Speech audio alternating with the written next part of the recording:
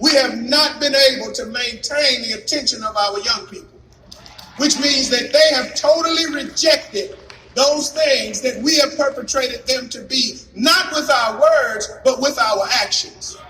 So we have to understand that while some of us individually may have made it, there is an entire population of people who remain stuck in the gutter. And the question is, who is going to take the stand? And who is going to follow in the footsteps of Martin Luther King and do those things necessary for the uplift of a people? How can we have a unity breakfast when we're not unified? How can we organize if we're not unified? On that note. How can we expect to integrate into another group of people who are organized and who are unified when we're still battling this light-skinned, dark-skinned stuff? How can we? How can we say that we have come so far when we are still judging each other by the complexions that we have? We're still calling each other names. We're still tearing each other down. And so while we are putting on very grand facades and making very grand speeches, the evidence of our failure is in the number of children who are dropping out of school, the number of children who don't know who they are, the number of children who are trying to get degrees just so they can move and escape poverty rather than alleviate poverty and eliminate it like Dr. Martin Luther King would have us to do. Martin Luther King was not very popular. As a matter of fact, there were a lot of churches he couldn't preach in. As a matter of fact, that he would go to towns and people wouldn't allow him to speak. They wouldn't allow him to stay in the hotels. And these are black people. You must understand that Martin Luther King, the standard that he raised was not popular with whites, and it sure enough wasn't popular with black people. And we have to understand that also when we talk about service, which I don't use that word, I use culture. Culture has a far more responsible level than service. See, because if you think that helping your brother is community service and not a moral obligation and responsibility, then you will always be helping people whom you look down on when you actually think you're better than the person that you're helping. But I got news for you.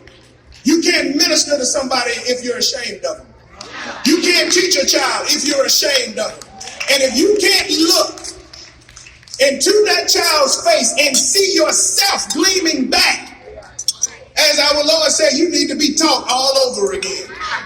Because your knowledge, your education should teach you to appreciate your people, teach you to love your people, and be able to articulate the points that best represent your people. We look at our African American voter history and we say that our people don't vote. And I encourage you to read W.B. Du Bois's essay where he says why I don't vote. This man called me an intellectual, and I really don't like that at all. Not because of any other reason that when you make that statement, that means that you know something in and of yourself. I am nothing more than a product of those people who have been around me, who have poured into me, and those people who have shared their experiences with me. And if W.B. Du Bois said that he did not vote, and you can't find a lot of evidence of even a lot of the people who marched who voted, understand this, that they might be serving a referendum on black leadership. Is it possible that black people don't vote because they don't trust black leaders? Is it possible? Is it possible that they, your kinfolk, might know a little something more about you than you know about yourself? I ask my students, how many of you come from families that are not excited about your education? They may even kind of look at you as being somewhat of a traitor. Or they may look at your education as being something negative. How many of you? And the hands fly up. And I tell them, you know why? The reason why is because they don't think that your education is going to help them. They think that you're going to take that degree, make some money, and move away from them without them experiencing any material benefit from your advancement. Let me ask you a question. How many people have materially benefited from your advancements? How much money has gone from your pocket directly to help somebody? There was a church that I was people were an excuse for not giving to the poor. And they was over, Pastor, we don't have anything in the benevolent fund. Well, you got it in your pocket. You have it right there. Don't wait on a benevolent fund to give. But when you think that you're looking down on somebody, that comes from a misconception that Martin Luther King tried to dispel. One of the reasons why Martin Luther King was killed is because he revealed the true nature of poverty in this country. He revealed the fact that this country lives off of poverty. And the more poor people there is, the stronger the minority who holds everybody else in control is. And don't think African Americans have not bought into that same paradigm. Poverty is not immoral. And when you are poor, you are simply in a condition to where if there was a footstep that you could walk in, you would walk in. But what if the footsteps of those people who are in power now are being erased by themselves as they walk? What if they only want to be the spook in the room when they're supposed to be opening up the door for other brothers and sisters to walk in as well? How can we say that we have come far when we have not even properly documented our history and our culture? How can we say that we embrace our history and culture when our young people can't go to a school and take a required course on African American history to the point to where their very graduation depends on them knowing who Fannie Lou Hamer is, who Ella Baker is, who Septima Clark is, knowing these people, Joanne Robinson, Mary Fairburn, knowing who E.D. Nixon is. We got a lot of work to do. And it doesn't require one speech. It doesn't require one fanfare. What it requires is us doing that back-breaking, laborious work that nobody wants to do. People are making millions off of your history. Sure will. You What I ain't want you lying to on do, that. I want you to calculate just how much money the entertainment industry has earned from Nat King Cole alone. Alone, without talking about anyone else. Without talking about Led Zeppelin's pilfering of blues in the Delta. We're not talking about the Rolling Stones and the Who making gazillions of dollars off of black music. Let's just look at Nat King Cole. And when we talk about reparations, we can start right here, right now. We know the names, the places of the people who kept us in bondage. Their relatives are still here. And they're still building wealth off of wealth that was stolen. So what are you going to do when you show up in the room with somebody and that last name sounds awful familiar? Because you read in a history book about that person's great-great-grandfather enslaved African people in Lowndes County, in Wilcox County, in Bibb County, in Macon County. Those people are still there. And you skin and grin and look at them in the face knowing what it is that has taken place. But you know what? When you get knowledge of your history and culture, you will be able to stand on this earth and not be afraid of anybody. The reason why we are cowards is because we have been fed a bunch of lies. Yes, Lord. And the way that you know that you're dealing with somebody that knows the truth is that they are relentless in their pursuit. They will not stop.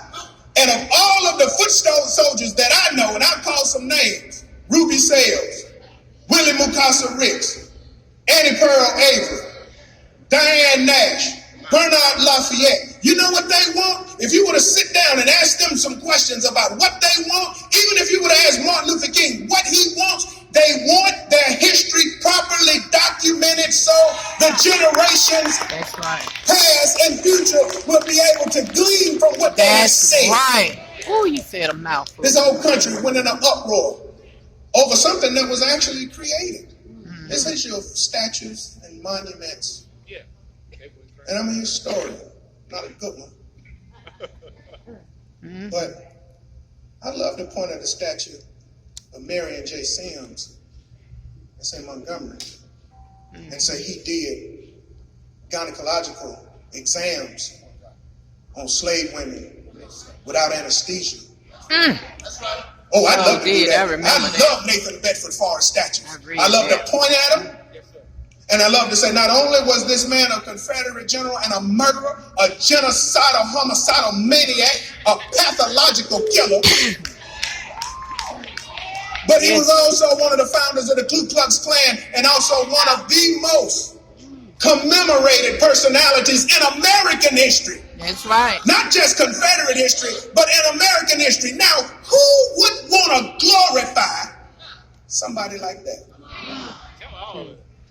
if they themselves did not identify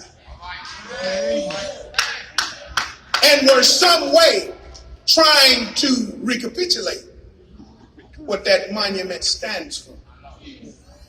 So I'm a Christian. I believe in the Bible. My God ain't big on statues at all.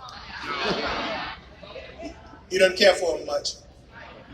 But what he does care for is the proper documentation of what has happened. Ezra and Nehemiah, we more to them than probably any other person in the Old Testament. Because had it not been for them, we would not have our Bible. Mm-hmm. But what made them so special was that they documented their history and their culture. They embraced it. They named names. They put places to faces. They did all of those things that nobody wants to do. You're not going to get grant money to do that. You have to do it because one of the things that we must understand is that our struggle is not a class struggle. It is a struggle of life and death. If we don't properly document our history, we are going to die. And there will be no evidence of us ever existing if we ourselves do not preserve our own history and culture. That's not Hollywood's job. That's not Tyler Perry's job. That's our job. As educators, that's our job to teach our young people from whence they have come. Martin Luther King got killed because he revealed the proper seat of power. And he revealed that seat of power as not being a white seat, as not being a black seat, but a conglomerate situation to where blacks and whites were working together to keep blacks in the situation that they were in. Yes. King's death comes as a memorial of what will happen to you if you stand up for what's right. One of the things that King's death does for us, it teaches us to organize around purpose and not personality. How many of you know Martin Luther King did not elect himself to be the president of the MIA? How many of you know that Joanne Robinson selected him and the MIA elected him? And he was not even at the meeting that they elected him in. Isn't that interesting? Martin Luther King was in Montgomery not to lead the Montgomery bus boycott.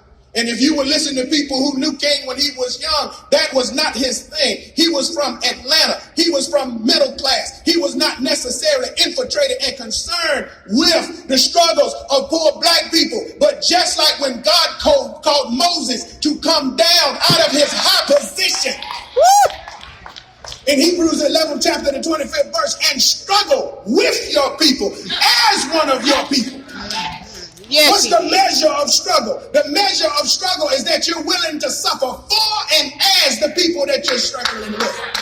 And if you're not willing to come down off of your high horse, divest yourself of all of the accolades that people have given you, all of the accolades that you bought yourself, all of those titles, and struggle with people who have no titles. And you're struggling as someone who has not a title. These kids don't care what your title is. No, they don't care what you've been through. They don't care all of the things. The only thing that they care about is if you're going to take them to the zoo. The only thing they care about is you're going to take them to the mall. Are you going to spend time with them? Are you going to do those things that make for a community? Or are you just going to flunk all of your accolades and all of your accomplishments that you can't cash in when God calls you home? I've been close to death. I've been close to death twice. And I'll tell you what goes through a person's mind just before they die, because I've been there. What goes through somebody's mind is the horror of whether you have done what you're supposed to do. That's right. That's sure what I thought about. Lord have mercy. I have never heard a foot soldier say anything other than, I want this story told. And what I'd like for you to do, I'm going to invite you to Selma as we commemorate the bridge crossing every year.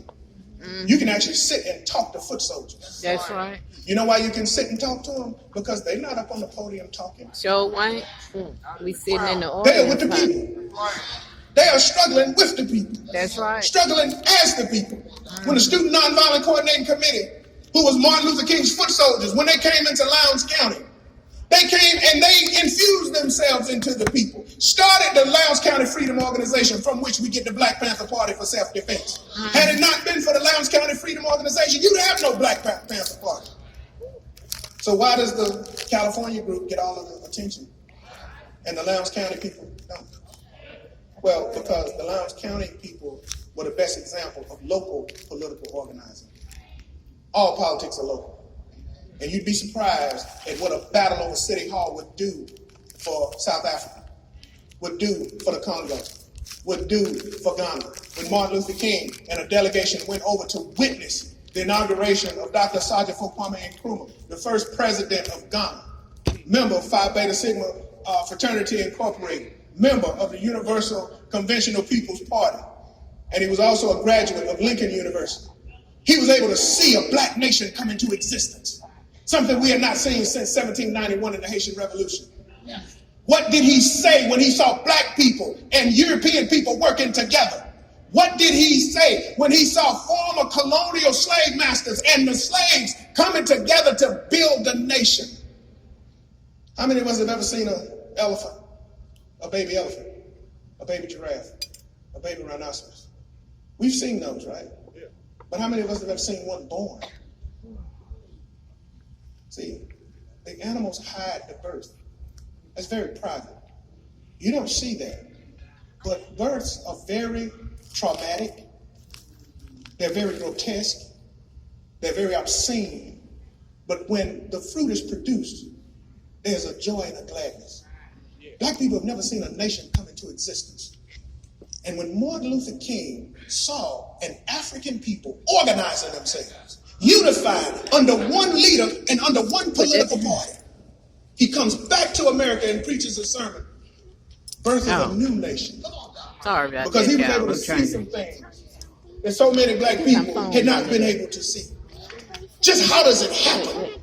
But I'll tell you this. Let it need to be prepared for some new leaders.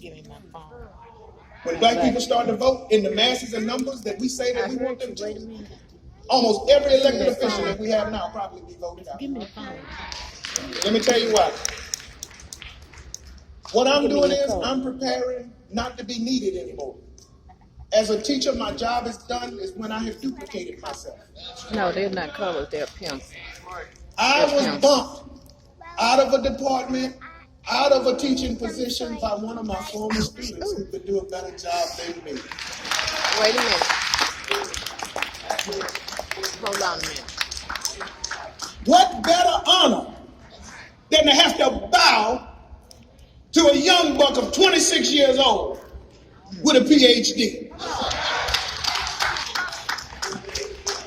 But he said, Dr. White, I'm going to look after you. I told him I'll serve you any way that I can. Hold on. Now I'm in a totally different department. But you, ladies and gentlemen, we have to address the elephant in the room. God took Moses before Moses could accomplish what it was that God had called him to do. He called him short. And what happens is that we have to be prepared to go from a revolutionary group to a nation. Now, revolutionaries like Moses do not make good presidents. All right. Sorry about that, and we have to understand that there is a transition that takes place. And God is the one that makes the transition. And so in understanding where we are, we have to be prepared for that transition. And when you look at who would take Moses' place, and you look at the writing of the Numbers, Deuteronomy, and Leviticus, those are three different covenants that address the needs of the nation at those different times, from Sinai to the golden calf, and from the golden calf to the plains of Moab. Not the same thing, not the same struggles, not the same aspects. The words are not even the same because the objectives were different. When Jesus was on the age and he was talking to his apostles, that culture was on its way out. 70 years and Titus would come and destroy Judea, and there would be nothing left. So Jesus was speaking to a culture that was in its last days. Mm. What about us? How are we challenged today? A transition in leadership is natural in a republic because a republic does not need leaders.